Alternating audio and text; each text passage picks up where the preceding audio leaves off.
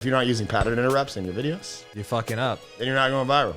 Oh, fuck. That was a pattern interrupts. That interrupted my pattern for real, bro. Now you have a lot of things to clean up. Now we're going to go viral for sure. I got love for the game.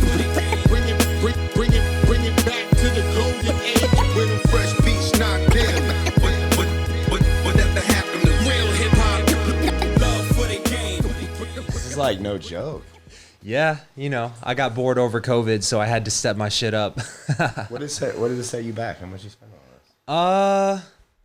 I would say the panels were probably $1,000 total in materials. The cameras are probably $1,000 each.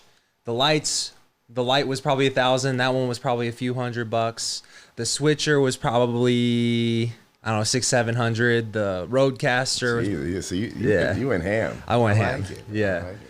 I like it. It was kind of a cheat code because I was doing a lot of advertising last year, and I was doing it on my Amex business card, and you get all those points back. So I got cash back, and I was just like, let me get some material for my studio. It's dope. Yeah, man. And then I just got this carpet because of the vertical sound waves, you know? Yeah, and you got on the walls. Yep. It's a whole room. It's like the Rogan setup. I mean, I don't even know what his setup is. Oh, I'm sure it's expensive, but this is nice. Are you a fan of the Rogan podcast? I'm a fan of Rogan in general. Yeah? Like I feel like he's super controversial. Why do you say I that? like him. Everybody loves to hate Rogan, but he's too big to fail. Yeah. I feel like he's one of those people that's uncancelable. Oh, I 100% would agree that. They try to all the time. He's trying to right now because he took ivermectin or some shit. My girlfriend was talking shit. I was like, you don't even watch Rogan. Why are you talking shit on Rogan's fucking choices? Everybody's like, oh, so stupid. What's the whole deal with this ivermectin shit? I don't know ivermectin. I don't believe any of it. You're one of those Florida men who, Yeah. COVID doesn't exist, huh? COVID doesn't exist where I live, so you're like an outcast. You're from Florida. There's like two types of people. There's like, you're on a plane. It's like, oh, where are you from? And they're like, Florida. It's like, or it's like, dude, your governor's the shit. And it's like, oh, all right, those are my people. Yeah. I'd be afraid to move to Florida because, I mean, you hear all the stories, you hear about the headlines, and I'm like, is there something in the water? I don't know. We just don't wear sleeves. It's a lot of beaches. Yeah. Drinking. Speaking of, you're looking tan as fuck right now. That's what happens when you move to the beach. Like, I don't go out. Like, I went out last night, but I don't go out. We just day drink at pools now. And I take my kid to the pool. So I don't know. There's a lot of bars in Florida with like, they cater to the parents. So it's like there's like walk up bars, and it's like the pools are no more than like 3.5 feet deep. So all the kids don't drown themselves, but the parents can drink. How did having a child change your life? It's a good question.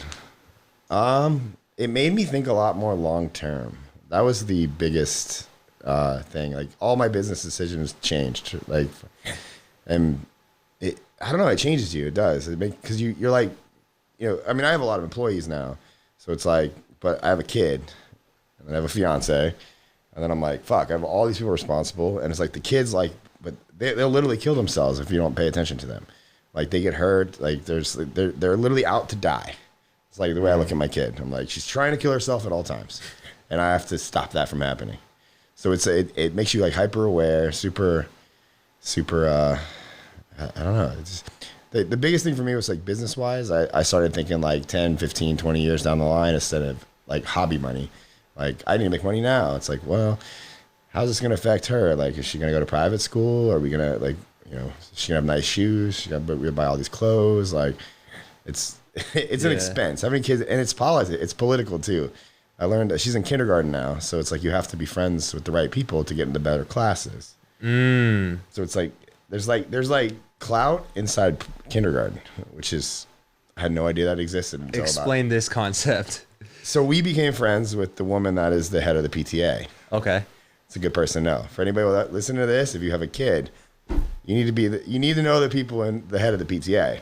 And like there's like 4 kindergarten classes, and it's like, so like the hierarchy goes, if you're on the PTA, you're like up there. And then the secondary hierarchy is like you have to know somebody who's in the PTA, or you have another kid that went there prior. So like people with multiple kids, like you have like hierarchy. Well, it's like, but if you're like my daughter's like her first year in kindergarten, we don't know anybody. We do kind of know the woman that runs the PTA, and she's in like her singular class.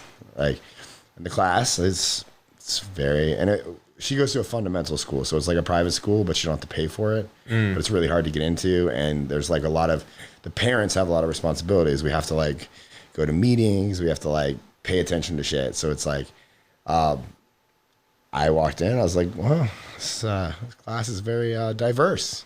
It's colorful, if you will. Yeah. And none of the other classes are like that. I was like, whoa, segregation's real. All right, cool. I'm like, hey, you're going to get it at some point in your life. Here you go. Yeah. So what is the PTA, like, what is the advantage of knowing the PTA person? You get the best teacher for your kids. And you get I would say I don't want to go, it's like racially diverse. Like it's different. I didn't know it existed until a couple weeks ago. I was like, whoa, this is real. Okay. But yeah, knowing that if you're friends with the people on the PTA, you tend to get, your child gets the better, like there's perks. Like they get like, the lunches, and then there's like the good classrooms. And like we have the first year teacher. I don't know if she's a good teacher. There's no track record. It's her first year. Yeah. My kid's in her class. I was like, oh, I hope she's good. Like, yeah. Next year, though, like Kristen was like, I'm joining the fucking PTA. I'm like, oh, okay. Like, all this stuff makes me just wonder when I have children, I feel like, man, with the way the world's going right now, I would almost think about homeschooling, even though as a kid, I thought the homeschool kids were weird. Homeschooling, while a viable option is, I feel like people say, oh, I'll just homeschool my kid. And then when the reality of homeschool comes down, it's a completely different conversation. Like, because I'm like, yeah, I make money. Cool. I'll homeschool my kid. It's not that easy. Like, you have to, like, figure out, you have to get a teacher, or you have to teach. Like, and I'm not a good teacher to my 5-year-old. Like, and then what are the curriculums? Like, I don't want her to, like, struggle. Because we homeschool her, like, is she going to be, like, not able to get a diploma at some point because we did some weird... We didn't do the right things. Like, so it's like people are like, oh, I'll just homeschool. It's like, okay. It's not that easy. Like, and I mean, it's good though. I would rather homeschool my kid, because you see things as you have children, like they're being manipulated. Like there's a lot of manipulation happening. I mean, even more so now, obviously with the political climate that we live in these days, it's like even worse, but like my kid's teacher, first thing I did was look at her on Facebook. I saw some things I don't necessarily agree with. Like what? Put her on blast. I don't want to put her on blast. She seems really cool. But no, it's just like, social media's out there. Like there's pictures of her clearly drunk on boats. And, I'm like, not that I think that's anything wrong with that, but it's like, you are a kindergarten teacher. Yeah. Why is your Facebook not private? Would you rather have a girl getting drunk on boats or a girl who's like, fuck Trump, like just super political, whatever direction it is? Yeah, probably. Actually, I don't know, because we have a nanny now, and the girl that's our moving nanny, on up in life. Yeah, moving on up, because that's another thing. When your kid's in school, they get out of school at 2:00 in the afternoon. It's like, well, what do you do when you got to work? Yeah, you got to pay for nannies, or they go into aftercare, and the aftercare is like, well, somebody random's taking my kid in a bus to somewhere. I don't want that. So it's like, you get a nanny now, but our nanny, it's like, she was homeschooled. Parents are Trump supporters. They have a boat. I'm like, checking all the boxes of somebody quite responsible. She doesn't look like a slut. You're 21. You're very nice. You go to church. I'm like, all right, cool. Good influence on my kid. Like, did you hear about this recent thing where there was a teacher? I don't know all the details because I heard someone talking about it, but apparently a teacher in their class of little kids was like giving tests on like an assessment on like what are their political standpoints, and then at the end of the class they had to retake the test, and they got extra credit if their ideology moved left. I didn't hear about that, but it doesn't surprise me because my kid last year at school came home with a rainbow flag. Never seen an American flag come home. But it's so manipulative because it's like, it's a rainbow to a 4-year-old. It's a rainbow. They're pretty. They're like majestic. Yeah. But I looked at it, I was like, I know exactly what that is. Yeah. The world knows exactly what that is. Why is that coming? Why is that? You're 4. Yeah. Why does that need to be an issue? Yeah, and I mean now, dude, it's so like because so my daughter's obsessed with JoJo Siwa. She recently came out as lesbian. I'm like, oh, cool, all right. I'm all for choices. Like, do you like? Yeah. But they use JoJo Siwa now to she's like the figurehead of the LGBTQ community in kindergarten and the preschool classes. I'm like, is this somebody really? She just sings really good music. I like her music. Yeah. She's very motivating. Why do we have to go here? Like, Yeah. and my kid isn't there. She's 4. Like, it's so frustrating. It's very frustrating. Yeah. Like, Interesting. How do you what do you feel about all this like celebrity boxing shit going down? Because that was like relatively recent too. I like you watched it the other night. I was bummed. Yeah. Well, I started sports betting, Okay. so I'm up a lot. Like I started. Well, one of my clients, he's not a client anymore because it just didn't work out. But like I was editing his videos, and I edited like 10 videos, and like 8 of the 10, he won. Okay. So I was telling my fiance, we were drinking, we were on a little vacation, and I was like, we should bet the UFC fight tonight. And she's like, what do we do? I was like, I don't know. My guy said bet $500 on this, this, and this. And she's like, is he right? I was like, he's right more than he's wrong. Dang. I was like, there's a good odds. So you're seeing all of his predictions, and in real time, you're like, dang, 80%? Yeah, What? right. I'm like, and he seems to like it, UFC. And I'm like, his name's Matt Tanner for anybody listening. Like, he's got a good TikTok. He gives everything away for free, which is why I like him too. But I was like, fuck it, let's bet. Let's put $500. But I never enjoyed a fight more until I bet $500 on it. Even my fiance, like Chris, like we watched every single fight at Buffalo Wild Wings. Or no, Miller's Ale House, sorry. At Miller's Ale House on the big screen. We were drinking, we were eating food, we're like high-fiving people next to us. And then I won $2,000. Hell yeah. So you bet on an underdog? Well, he just tells you who to bet on. I don't know who I'm betting on. I just kind of trusted him. I was like, all right, cool. But then he's like, you just watch a fight. It's like, okay. It's basically a 50-50 odd thing. Like, Yeah. I like it better. I mean, betting, I guess, gets complicated. You have like NFL bets, like the props and all that shit. Like, there's all kinds of shit you can bet on. You can bet on everything. But like UFC, it's kind of like you win or you lose. It's like, who do you like more? So we did that, but it was like they had to win like 2 in a row. So it was like 2 of the fights that night had to win, and then if they both won, then I would win. It was like $1,500. And I was like, so it was like I was like a nail biter. It was like one of those parlays where it was parlay. like That's got it. Yeah, it was a parlay. So you had to win 2. You just gambling money. You don't even know the term. Yeah, and it worked. We won, and I was like, so then now every UFC fight, like we buy the fight, we invite people over. Like now we make it a whole social thing. So it's like, well, because I mean, you try to watch a UFC fight. Like I mean, you watched you ended up buying it here. Yeah. Like it sucks trying to go watch a fight anywhere. It's like there's like a cover charge, and like at bars that never charge a cover, there's a cover charge for a boxing fight. It's like what the fuck? Why is there a cover? And then you have to get there so early to get a seat. So it's like I lack self-control. So like if I get there really early, that means I'm gonna be really fucking drunk before the time the fight happens that I want to see. Yeah.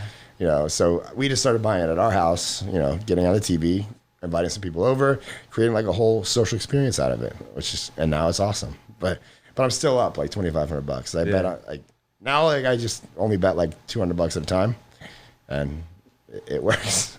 Nice. So how much would you say you're up in the gambling world? $2,500, like off $500. Nice. So initial investment $500, made $2,500 in the last like 4 months. Nice. It's like a savings account for me. I think I like it better than crypto. Why do you say that? To me, it's less risky than crypto. It's probably a similar bet, Because I don't invest in crypto, so I could be just talking shit. But like I'm just like, 2 guys are gonna beat the shit out of each other. 1 guy's gonna win. Cool. If he wins, I win money. If he doesn't, and you're always betting on the underdog. Like so, I like as a business owner and a person, I like that. I want to support the dude that nobody likes. They're like, oh, he's gonna get his ass beat. I'm like, well, why? Yeah. I don't know him. Like anybody can get knocked the fuck out in UFC. For real. Like doesn't matter how good you are. Like the right punch knocks anybody out. So like basically, I'm just betting on the fact that like these underdogs are gonna knock people out. Well, now that you say that, I mean, there is always going to be a definitive winner. And I guess technically it is 50-50 unless you like pay attention and this guy's like definitely going to win. But in crypto, I do see where you're coming from to where it's like Elon Musk tweets tomorrow and that shit goes to zero. He makes a tweet and it's like Dogecoin to the moon. It's like, the fuck is Dogecoin? Yeah. Now people are like, well, it's like people are just stupid. They bet all their money on some shit they don't understand. And then they're happy as fuck when it's working, but then they lose, and then they're like depressed and they're upset and they're angry at Elon. It's like, well, no, you just don't understand how it works. Yeah, like, and that's the thing too, like investing. It's like the way I look at the sports betting. It's like it's a savings account for me, and like I'll plop $100-200 here and there, and it keeps multiplying. Yeah. Like, if you keep winning. But this thing is like, but you have to understand the risk. Like I know, I'm gonna lose sometimes, but I need to win more than I lose. It's how I treat videos. It's like I need to go viral more times than I don't. Yeah. And speaking of that, you want to get into that a little bit? Yeah, definitely. I love videos. So it's like my voice is hoarse because I was working an event for the last like 3 days. I walked a marathon in the last 3.5 days. Were you tracking your steps? Yeah, because I have a Garmin, so it was the equivalent of a marathon in the last 3 days, getting footage for Justin and Stefan. Damn. That's the best because then you can just pig out on like burgers and fries and shit. I had chicken fingers and mimosas for breakfast this morning.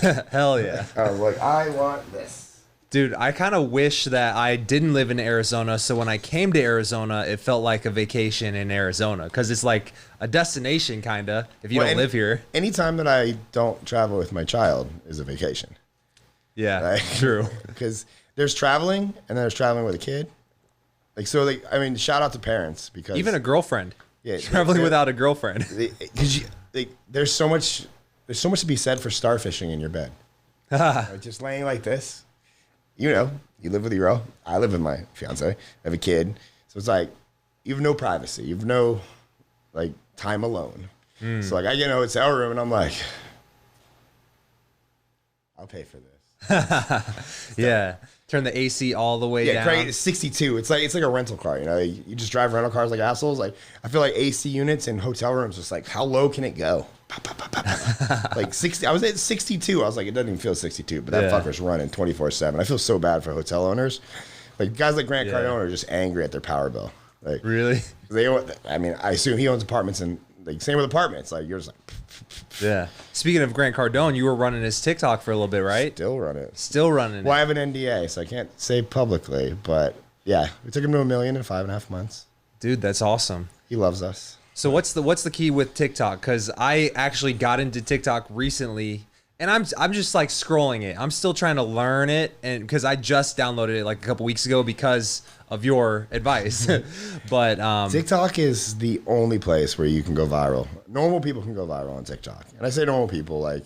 On YouTube, you see a lot of viral stuff, but you have to have kind of a following. The likelihood of like a nobody on YouTube coming in, making a dope video and going viral is very small. On TikTok, and if it happens, it's like a one-hit wonder. Yes, like I mean, you know, some YouTubers. You're friends with Clark. Clark's an awesome YouTuber. Like, yeah, so much effort goes into his business and what he does, and even still, it's not as predictable as. For me, it's like I know if I film 30 videos, 5 of those are going to do significantly better than the rest. Out of those 5, one's going to get 1 million views. Like, and we've created. I say we. I have a team. You know that, but for people listening, I have 5 full-time video editors. Like. I have an operation of TikTok creators, and we've gone viral almost 200 times in 12 different niches. How do you define viral? Yeah, so it's tricky. Yeah. Like I define viral as 1 million views in 24 hours. More than that, then it's like you get to like 10 million views is like super viral, and then anything above 20 million views I consider mega viral. And I've gone all up to 50 million views in one video, and I don't even have a name for that. It's just crazy when that happens. Yeah. But yeah, I think people, they throw around the term viral a lot, especially on TikTok. It's like, oh, you got 200,000 views. I'm like, that's cute. Like, that's not viral. Yeah. So so we just have a good batting average. That's the way I look at it. And it's volume. It's like, I consider what we do, it's hard because everybody wants volume. Like, you know that, you're a creator.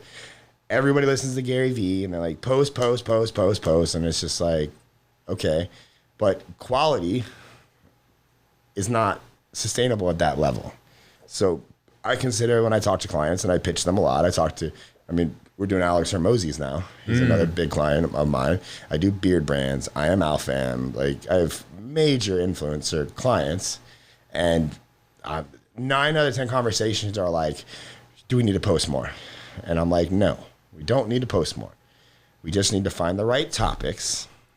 Because for those listening, like a TikTok video is 80-20 what makes a TikTok video go viral. It's 80% the topic of the video. It's 20% the editing, the flow of the video, the person in the video, and if you're more attractive, you go viral more often. If you're polarizing, you say shit, like people don't like you, you go viral more often. The more comments you get, the more hate you get, the more people see you. It's such a trade-off. It's a very toxic environment too. TikTok? TikTok is the worst. YouTube comments are pretty bad, but I think TikTok is worse. Because, you just get, I take daggers to the soul every day of my life, I feel like. For your personal one or for your clients? All of it. Like, we control it for everybody. And I read all that stuff, so it sucks. These are good people. Like, I like my clients. None of them are assholes. Yeah. Say what people want about Cardone. Dude's a badass. He gets a lot. Like, I see the duets. I see the fucking comments. I'm just like, oh, it's depressing. And then I get it for myself, because when... I'm nearing 100,000 followers, which is like a milestone on TikTok. Yeah. And it's I have a therapist. I have to talk to somebody. So I feel like social media is just so fucking toxic. Yeah. But it's toxic, but it's invigorating because it's like I get excited by the toxicity of what's happening.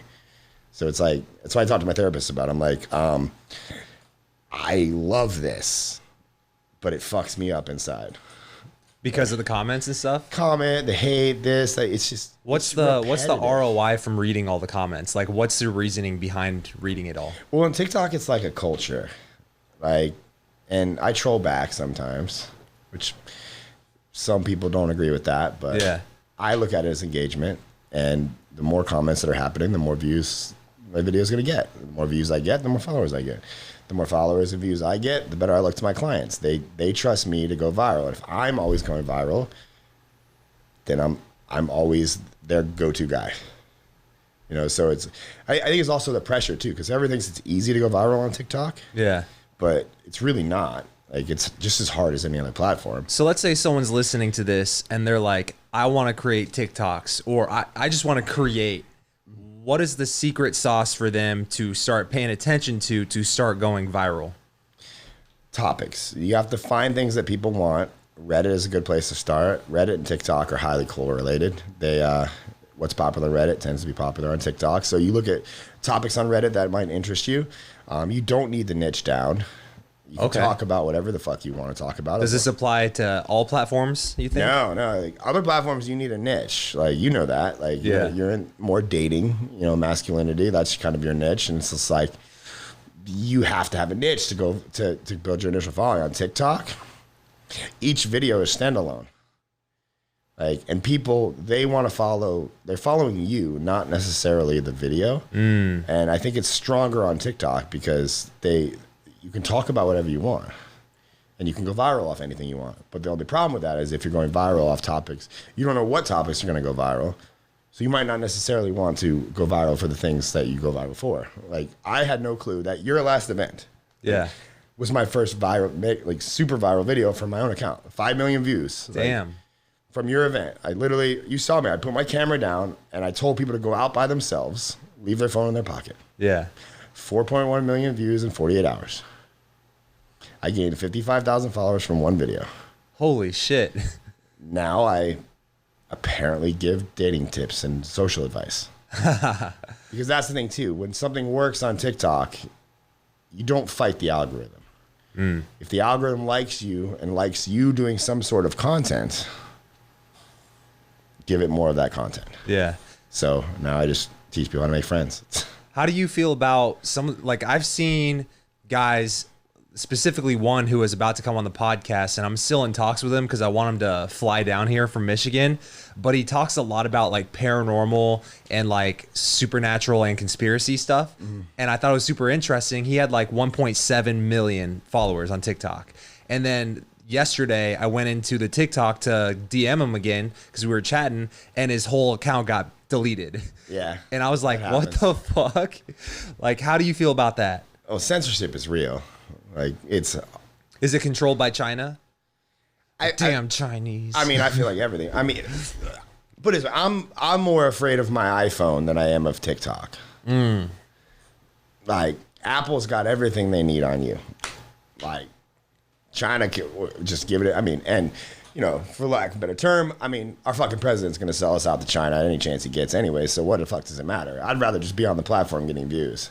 Yeah. So, but yeah, I think it's, you know, the censorship is, I mean, well, because I'm good friends with Elliot Hulse. You know Elliot Hulse. We grew his account to a little over 100K in like a couple months, and opened up the account one day to post a video, and it was gone. Damn. On the same day, the Hodge twins were gone. Like, and like 10 other big conservative channels were gone. Damn. It was like somebody from TikTok was like, fuck you, fuck you, fuck you, fuck you, fuck you. Bye. Yeah. So now I don't do any political accounts. Dude, did Elliot create a new account? Like, He has are you one able now. to do that? But I think that there's an algorithm for him. And this could be conspiracy, but there's some shit in TikTok that TikTok does that is like, I see it because I see so much data from all the accounts.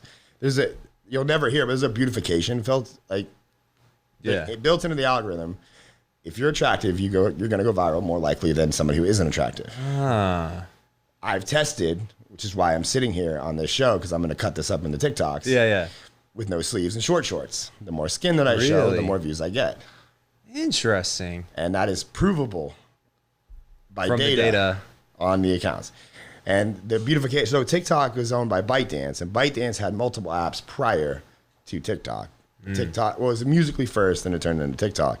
But on the platforms prior to Musically and TikTok, they were open about beautification filters and beautification algorithms. You don't hear about that anymore because, I mean, everybody's soft. So Yeah. we live in this world. Like, if TikTok came out like, yep, attractive people go viral. Next thing you know, now they're fucking being canceled. But it is 100%. If you're more attractive, you're going to go viral. You're more likely to go viral, which is why you see half-naked 16-year-olds going viral all the time. Yeah. You know, old dudes don't necessarily, you know, good information goes viral, but you're fighting a losing battle if you're not attractive. Do you think TikTok is like Vine was in the sense that regardless of TikTok's future, the people who are big on the platform will be big wherever they go? Well, it's short form, like short form content, and I would say I am very good at short form content. Like I'm carving out my world as like the forefront expert on short form content, and I consider short form 30 seconds or less. To be able, and I focus on educators, like to be an educator and be able to deliver a point that somebody can grasp onto and take it, implement in their life, and then hit follow. You have to be able to speak very clearly. That's hard for a lot of people. Yeah. It's a skill set. Like, I speak TikTok. I speak in direct sentences. And Yeah. it's made me a better speaker across everything that I do. It's made my communications better with people.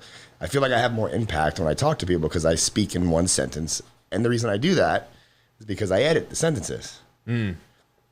So it's less editing if I speak clearer. Yeah.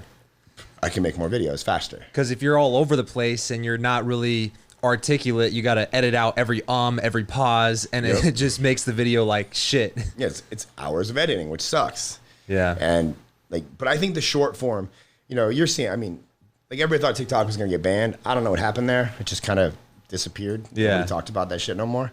But Reels popped up, Instagram copied, now you have YouTube Shorts. Like, from a marketing standpoint, like, you know, I said the attention span of a goldfish. Like, I think it's less than that now. And I think the audiences are smarter. I don't think like, I talk shit about Gen Z, but I think they're wildly intelligent and socially like capable on a phone. In real life, they have no social skills. Yeah. But when it comes to navigating a phone and apps and things of that nature, they're up here. Whereas like I'm 38 years old, like I'm like catching up to them. Yeah. Because I mean, I didn't have a cell phone for half my life. But I think that communication, like it's a wildly valuable skill. I think products, like everybody should just make shorter, more concise products. Like you see it with Netflix series. You can watch the whole thing in one shot. 10 episodes, done. That's how people think now. Like I was at a copywriting event. They're like, one of the guys, Rich Sheffrin, is a big OG internet marketer. He did a whole talk. He's like, we're making the Netflix for entrepreneurs. I was like, I think that's stupid as fuck. I was like, nobody wants Netflix. They want to watch for free on YouTube. Yeah. They don't want to pay. Nobody wants to pay for shit. Because it's all free on YouTube. You just got to search for it. And Gen Z has a very good ability to find what they want to. They don't implement on it, but they can research it. So it's like the accessible information and being able to articulate it into sentences where it's digestible in like 30-second videos. I think, I know I have that skill set, and I'm very glad that I do. Yeah. So it's. Do you think that long form content in a way is a niche in its own? Like, because I listen to long form podcasts, but I also see people who can't stand a long form podcast and they only need like 1 minute videos. Will you watch? Like Rogan, for example. Yeah. I'm a fan of Rogan's podcast. I'm a fan of a couple of Nelk podcasts. I listen to those. Yeah. I think podcasts are good to put in the background and if you like the creators or the people on the thing, then it's cool. Like it's just there. But look at the clip channels, like Rogan clip, Logan Paul clips, impulsive clips. Yeah. Impulsive clips is bigger. It gets more views than impulsive. People don't want to sit through an hour and a half. Some do. And those may be your super fans. They'll probably buy more from you. But most people are just like, yeah, it's an hour and a half. It's probably like 5 or 6 things he said that are worth me knowing. Maybe they'll put it in the clip channel. And then you see a 3-minute clip. And then that 3-minute clip goes down to a TikTok clip. And then it's posted on Reels and Shorts. And how do you feel about repurposing content? Like, I feel like what I've seen is it seems like when you repurpose content, I was actually talking to Clark about this, people can tell, you know, and sometimes the engagement is not as good as if you had made that organically for that platform. Like, Clark's a really good creator, and he creates for the platform. Like, yes, if you put more effort, like that's why I tell everybody, like right now, if you're starting, anybody, listen, I need to grow a following, I want to make money through the internet, like TikTok's the place to start. And then the second would be Reels. Like, and the likelihood, the irony of that is they're both the same videos. My Instagram is just a repurpose of my TikTok, and in the last like couple months, my Instagram has grown substantially than it did for the previous 2 years because of Reels reposting my TikToks. So the audiences are the same. Like people that are watching Reels are the same that are watching TikTok. And then, so they work in both places. I'm not too familiar with YouTube Shorts yet. A lot of my clients are posting our videos to it. They're getting a lot of views, but YouTube Shorts seems like forced. It doesn't seem natural on the platform. Reels is kind of like that, but Instagram's app, people are just kind of used to scrolling around, so I think it works. But it's, I like repurposing, but I think you have to have a central focus on something to grow. Like for me, I just focus on TikTok. I'm like, I want to get as big as I can on TikTok because I also know that if I just have 200,000 followers on TikTok and then I make a video saying follow me on Instagram, then the likelihood of me getting like, let's say 5,000, 10,000 followers to follow me there is higher than if I just was focusing on Instagram from the start. In one day, I could make up for an entire year of no follower growth. You know that, and you saw that with like remember it's like, oh, TikTok, they don't go to other platforms, and then Charli D'Amelio, who has 100 million plus followers on TikTok, creates a YouTube channel and she has 2.5 million subscribers in one day. Damn. Kind of blew everybody's theory out of the water. If they like you, they're gonna fucking follow you elsewhere. Like I just think as a culture, people aren't consuming long form like they were. Yeah. Because you got to commit to long form. You got to commit to like, okay, I want to watch this podcast. And even that word, I want to watch this podcast. Yeah. I don't listen to podcasts on Spotify. I watch them on YouTube. Yeah.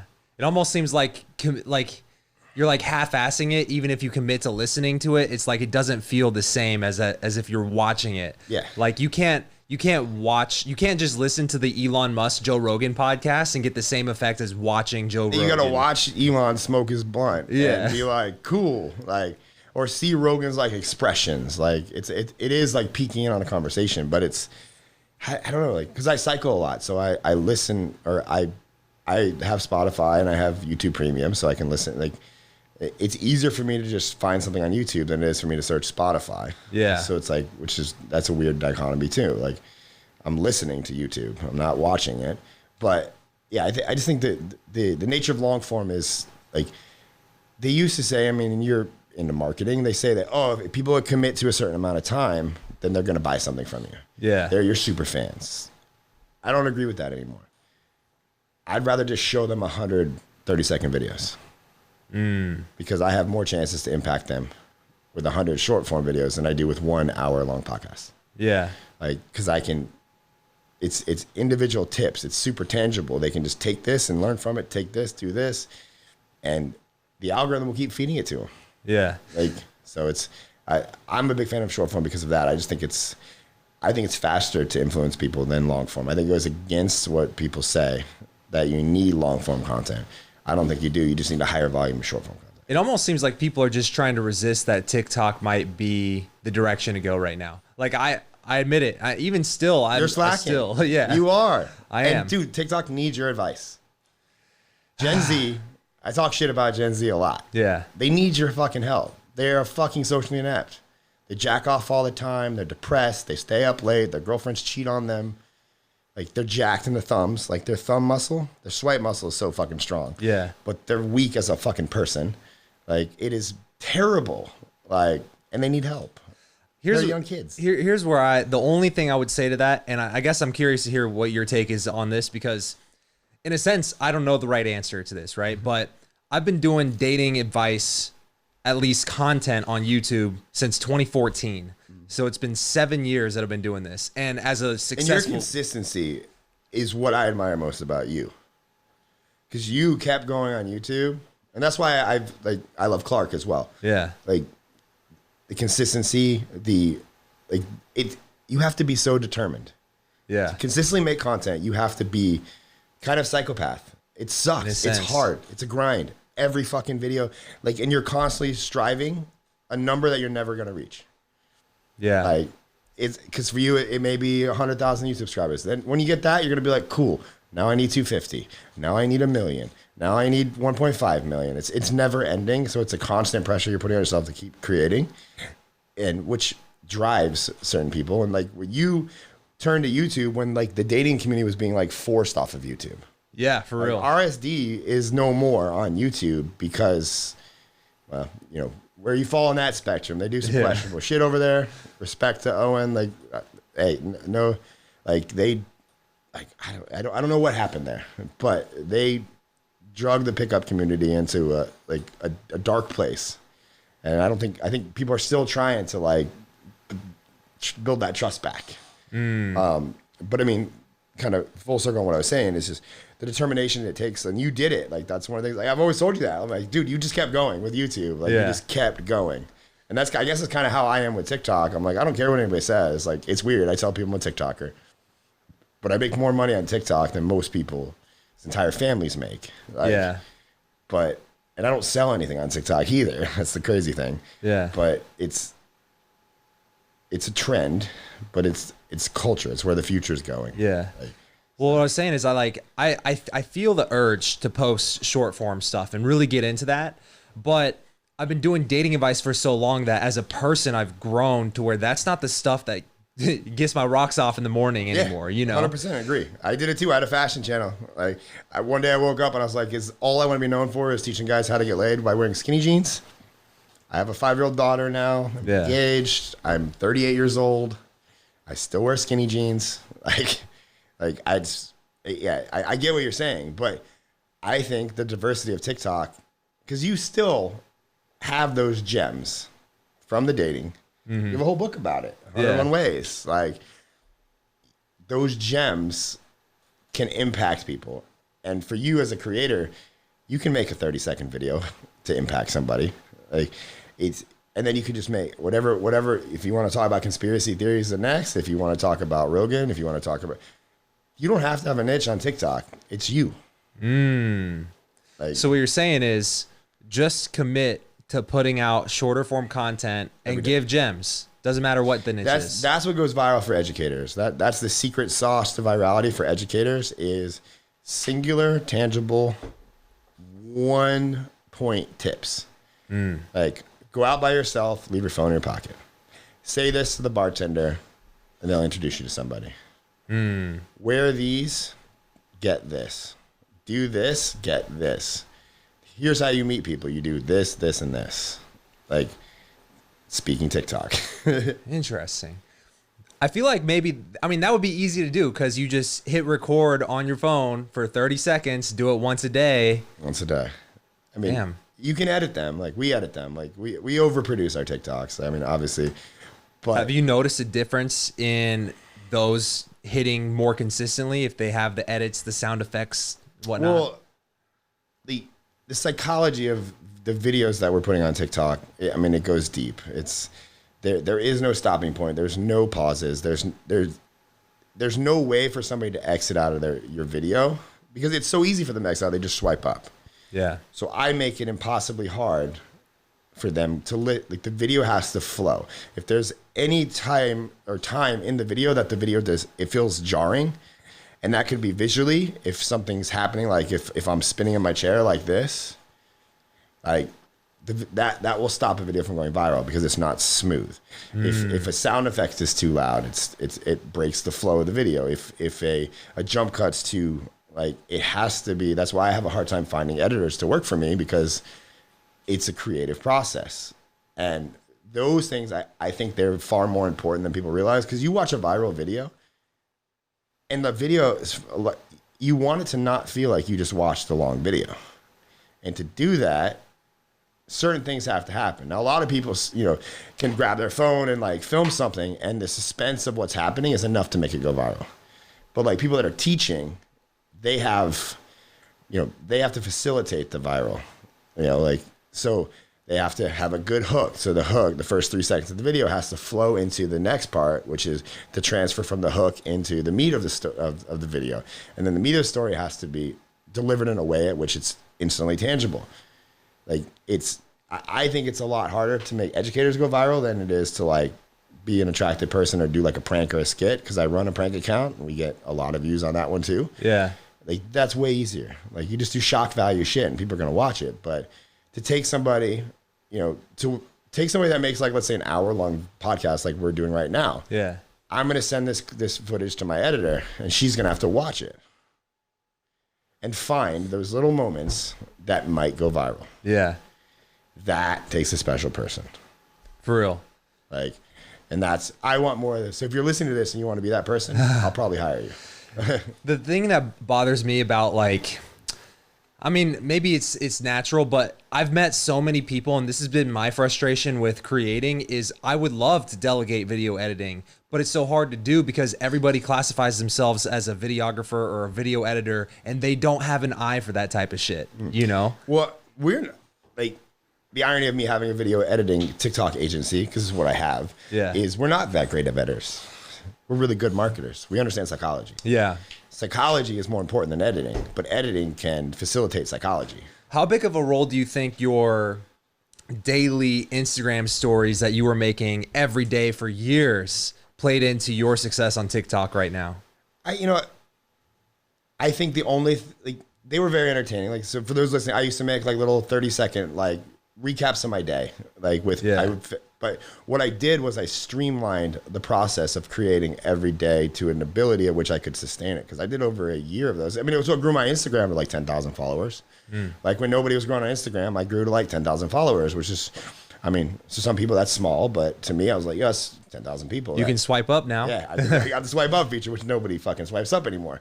Really? But, yeah, if you use that, it's not as effective as it once was. Dang. As it used to be. But yeah, I think that, it forced me to edit fast. And I saw, because you only have 30 seconds. So when you only have 30 seconds, it kind of strips away. And this is why I love video editors, but I also dislike video editors because they edit, a lot of editors edit wrong. They edit for these flashy types of footage, these wedding videos and these music videos, which are beautiful creations. Mm-hmm. But they fucking shit the bed for views on YouTube, TikTok, and Instagram. And you see that all the time. How many of your friends that are video editors make a dope montage video that gets no views? It's the psychology is way more important. And what I learned from doing my stories every day was strip away all the fancy editing, transitions, color grading, different nice cameras, everything. And what you have is a story. And the story has to have a beginning, a middle, and an end, which is why people watch my shit, because it always had a story. It could have been just me going to a park with my daughter, but the first clips were me walking into the park, and the last clip was always me leaving the park. Ah, I see. Even as stupid as that is, that's not exciting for a lot of people, but you know, like everybody has stories in their day. It's just thinking in a 3-act narrative. Like most people don't think like that. And that's how we think with like, even with educators going viral on TikTok. It starts with an attention grabbing hook and then it has to deliver, you know, which is people want to finish things. Yeah. If you leave them open, it's just like, it's like, it's they don't abrupt. feel the point. Yeah. They don't feel it. And for me to do that, it also made me make things that weren't cool look cool. Mm-hmm. Like me going to the same coffee shop 365 days a year with my daughter. I think it's cool because I'm with my kid, but it's not that cool. Yeah, it's like normal life stuff. Yeah, and it's being able to make a creative edit every day of the same thing also made my creative muscle jacked as fuck. Like, and that definitely, when I'm dealing with, I mean, I was at a copywriting event, Justin and Stefan, like, love them. They're boring. I have to make them look cool. Yeah. How do I do that? Like, are you saying because of the way they speak, they're just like very monotone? yeah, they're not they're charismatic in their own right. Yeah. But they're not like in your face, excited like a Jake Paul or a Logan Paul. Yeah. Like you have to force that out of them. And if I didn't have 100 videos of me making my stupid coffee shop look cool, it would probably be a lot harder for me to make them look cool. Yeah. And then now I can get paid more because I make them look cool. Because that's all. It's video editors, like they sell the wrong things. They sell the videos. It's like, no, you're selling FOMO, you're selling dopamine hits, and for most people, views. Yeah. Like you're hitting all levels of narcissism. Like that's what a TikTok is. That's why I like it so much. So that's my entire pitch to people is like, I don't know if you're gonna make money from it, but I can get you 1 million views. What's that worth? I charge this much. Is that worth it to you? Yeah. And they say yes. I feel like that's so underrated or under talked about is just like to make a good video. It's not about, I mean, yeah, sometimes getting the right angles, getting the right camera movement, but a lot of times, like you said, it's the storytelling. What's the point? What is the reader or the value? Like, what are they getting out of it? Yes. And I learned that lesson myself when I made my documentary for my first event I ever did. Yeah. Because I just had a shit ton of footage, and it was like a blank canvas. And I've just learned like every video of mine that's ever been good and like gotten views, it was pretty much because of what I chose to leave out and what I chose to include. Well, that's the thing, you control. Like, for example, I was at an event for 3 days, and by day 3, it's boring. All the footage is the same. Yeah. The difference is the human moments that you capture. Like us at the party last night. Like I would get all the clips for a good video in 20 minutes of being at a party because that's when everybody's being human. That's when everybody's opening up, being goofy. Those are the clips that pull an emotion. And the emotion is like, you know, yeah, the story like matters, but it's also being able to capture emotional clips. Like that's all I did this for the last 3 days was, you know, cameras strapped to my wrist. I'm catching everything I can. Like guys are hugging. They just met each other. Like, you know, Stefan's kid hugged them, you know, his wife. Like those are the things that like, those make the videos because those are human points of connection. Like goes into a story. Like people relate to those things. Like it's not, you know, I mean, you do events. It's like what goes viral is the story of the 47-year-old man who was made fun of by all of his friends, but decided to buy a ticket to your event, travel across the fucking country, sit there for 4 days, take himself way outside of his comfort zone and change his life. Yeah. Like, but that from a standpoint is it's weird. Yeah. But that is a great viral thing. Like, you know, so it's being able to show, and editors control that. Like editors control the emotion. Like you pull on the heartstrings. Like I am purposely trying to piss off Gen Z in my videos because emotion triggers comments. So if the video doesn't tap on an emotion, it's probably not going to go viral. Like, and that emotion could be hatred. That emotion could be sadness. It could be appreciation. It could be love. It could be like excitement, inspiration. But if a video doesn't have that emotion, it's not going to get the views. And that's what you facilitated that with your documentary. That's what editors do. But I think editors also just condense. Okay, this is a 10-minute video. I got to make it into a 1-minute video. Yeah, I mean, if you do that enough times, you're going to get some views. Like something's going to happen just by sheer volume. But we want to trigger. Yeah. Like that's what I focus on with my video. Like when even the music that is picked, like I hate music like on videos because you can't really use copyright. Like because Sony BMG is like fucking like fuck them. Yeah. Like they own every song on YouTube. It doesn't make any fucking sense why they own everything. Like that's the struggle, because literally when you came in here, I was thinking, let me play some hype up music, but I was like, fuck, I can't play any music. Can't have it. Yeah. Because it's in the fucking background. And Sony BMG is gonna be like, fuck you. Yep, Yeah. we want your money. So it's like, you know, even songs like what's being said in the song. Like I don't use certain songs if I don't agree with the message. You know, and then like being able to listen to the song and then the words that are being said in the song, if you can match that to a clip that's you got because you look for those emotions. Yeah. I think that, I mean, I don't know. It's now it's going deep into like what makes videos. Speaking of not agreeing with the message and going viral, I've been playing around with my clips channel for this podcast because that's pretty much how I've gotten most of the few subscribers I have at this point. Yeah. And one of the things we talked about on one of the previous podcasts like a week ago was like Lil Nas X and how he's like doing all this crazy shit. He's coming out as gay. He's going demonic. Yeah. And I just made a video on the Clips channel. Is Lil Nas X a sellout? And dude, like for a channel that has no views, it got like 100 views in a day. And I'm like, damn. I also noticed Jake Paul's name will get a bunch of views in a day as well. It's like that on TikTok. You say if brands are popular or people are popular, you say their name, the algorithm picks it up. Like it's that good.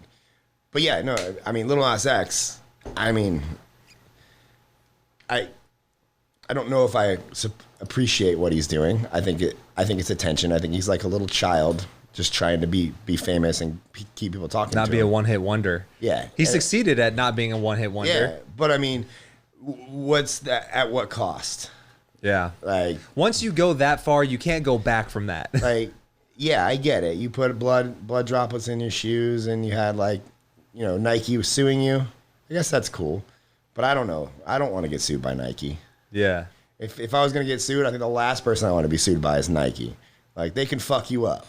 Yeah. Like, so it's, I don't know. But he is from the generation. Like Lil Nas X is that. Like it's an attention culture. And he's very gifted at what he's doing. He can get attention. Like, and he does make some good music. I mean, no respect to his music. Yeah. Like people love it.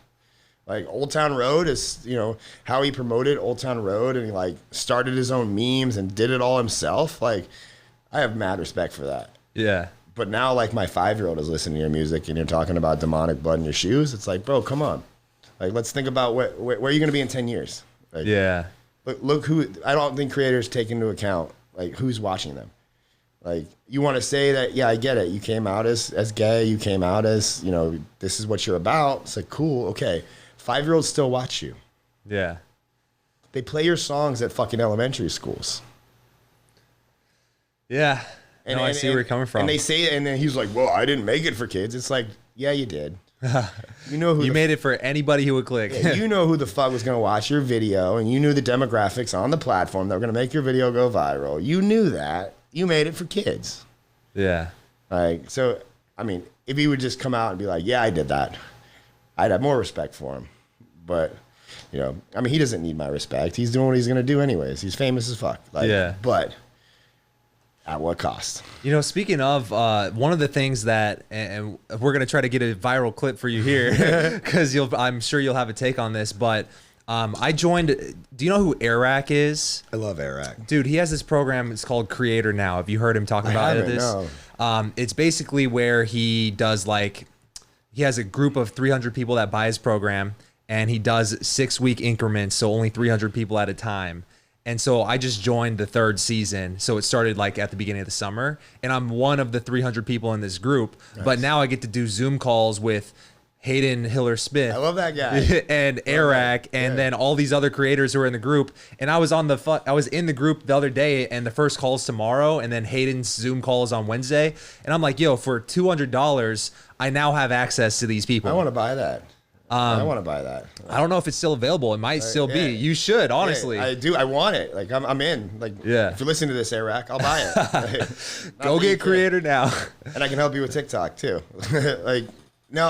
I'm inspired by like I love that videographers are becoming cool, because I feel like videographers and editors, like for the most part, most editors, like maybe I'm cut different because I want to be, I have the narcissism in me. I want to be on camera too, just as much as but I'm a good editor. Like I can make shit, but I feel like editors, like the editor is equally as important as the creator.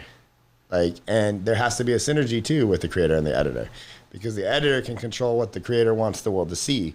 So they have to be like, they have to be tight. They got to be like homies, So it's, and like, thanks to guys like, the Rory Kramers, the Sam Colders, the Casey Neistats, like they've made videographers cool. Like, and I was paid a lot of money to do this event just because like I would consider myself a cool videographer. Yeah. I make other people look cool. That's all. You got the arm sleeve. That's like the first step. No sleeves, tattoos, and short shorts. That's how you go viral on TikTok. Yeah. But yeah, I just think same with like Hillier Smith. Like he's a very I don't know him personally. Yeah. I bought one of his courses. I think he's a genius. Okay. Is the course good? It was good. He wildly undercharged for it. I would have paid 3 times the amount of what he charged. But I feel that way about creator now. It's like $200 for this. Creators have a hard time charging what they're worth. Yeah. Like even I do, even probably you do as well. Everybody does. Like, but yeah, I think like the Hillier, like the editing of a Logan Paul vlog and an Eric vlog, like I appreciate that. Like I'm obsessed with the Nelk Boys right now. Like I think their fucking videos are insanely good. The way they hold people's attention, the way that they are clearly the thought editing, out. Like, everything. Every like couple minutes, there's a fucking 15, 20, 30 second montage with high energy music. So just when you're starting to be a little bored, they bring you right back to life. Yeah. There's subtle product placements throughout the entire video because they sell all their own shit. Like they're. Let me ask you this, man. I learned this watching one of the old Zoom calls that Hayden was on like a couple months ago. And, I literally bought these like party poppers up there. Do you see those? Yeah. I bought them because he showed the timeline of a Logan Paul video that he edited, and he was walking through all of his thoughts with every edit. And I was like, yo, this is fucking gold. And he goes, yeah, so Logan was talking for like 3 minutes here, and he literally realized 3 minutes into talking, this is boring. So we went and grabbed the party popper and just popped it. And Hayden threw it in the middle of his rant. And when you look back at it and he talks about it, you go, there was literally no point for him popping that thing there. But it kept your attention and you didn't even realize. Yeah. Well, pattern interrupts are a marketing trigger. They're absolutely necessary. That's why we do obnoxious subtitles. Yeah. They're pattern interrupts. Like people who are bored, like they don't like watching people for long periods of time. They get fucking bored. Yeah. So you have to do things to like, I call them attention triggers. Like, it's like, hey, pay attention. Like, let me ask you this, man. Another thing he mentioned was Logan had a video that went viral. Is like, I bought $100,000 worth of Pokemon cards, and the thumbnail was him holding stacks of cash and a box of Pokemon cards. And he said, little insider tip, that was fake movie money that you can get on Amazon for like $10. Yeah. And then I was like, yo, Jason Capital's putting out a shit ton of TikToks with stacks of cash. Is it fake movie money? The world will never know. Just like people want to know if there's anybody in the rooms that I'm speaking to. Yeah. That's a meme on TikTok. Like people like, I have in my bio CEO of empty conference rooms. Yeah. Like, well, it depends on your view of Schrodinger's cat. There is or there isn't, depending on when you look. I look at it differently. I think it's like in that retrospect, like I think it's funny that the audience is too stupid to realize that even if that's an empty room and that video gets 1 million views, that's a big fucking room. Yeah. For real. Like, I don't care who's in front of me. It's not for that. Yeah. It's for the views. Like, and people, they don't get that. Like, it's for the views on the platform. Yeah. And to do that, facilitate that, like, like with like Hillier Smith, like you can facilitate like emotion, like a party popper, hey, like all these things, but also the creator is a good creator if they know, and like, oh, I've been talking too long. This is boring. Like, let's talk about this now. Speaking of, we gotta wrap up here soon. But should we do a party popper and like edit that fucking shit in? We could. Let's do it. I want to do a party popper. We gotta get you better loungewear, man. These basketball shorts are so big. Yeah, for real. I'll let you do the honors because I know your editor is gonna have fun with this. I might even put it at the beginning. But what is the viral? What is the video? We have to orchestrate. So we got to go somewhere with it afterwards. It has to be super tactical. Like, so I guess we could do it about editing. I was thinking calling this podcast "How to Go Viral on TikTok" because that's literally what we talked about. It is, and I'm glad we talked about that because most people don't even know that I know about that stuff because people on TikTok, nobody knows what I do. I think you twist the bottom and it'll pop out the other end. So don't shoot yourself. Oh shit! Maybe this will pop out this end. Oh yeah, the arrows. Yep. 3, 2. So this is what we're gonna do. Yeah, do it. So this is called a pattern. Oh fuck! That was a pattern interrupt. That interrupted my pattern for real, bro. Now you have a lot of things to clean up. Now we're gonna go viral for sure. What we did there was we got your attention, and we interrupted your TikTok viewing experience to make you keep watching this video to tell you that if you're not using pattern interrupts in your videos, you're fucking up. Then you're not going viral. Yeah. Now I can't hear, but it's all for the views. Do it for the TikTok. Do it for the TikTok. Do it for the TikTok. All right, man. Well, thank you so much for coming on. If someone wanted to go check out your shit, what should they look up on TikTok or Instagram? It's my name, Ryan Magin. Instagram's like where I talk to people. I'm not as big on there, but TikTok DMs kind of suck, so it's really hard to talk to people on TikTok. But yeah, you can't search my name and not find me. So cool. You may find some old-fashioned stuff that you'll probably learn from too. Yeah, 100%. Either way, your journey has been inspiring. Thank you for stopping in right before your flight and coming on the podcast. Yeah. And yeah, man, till next time. Peace out. Appreciate you. Boom.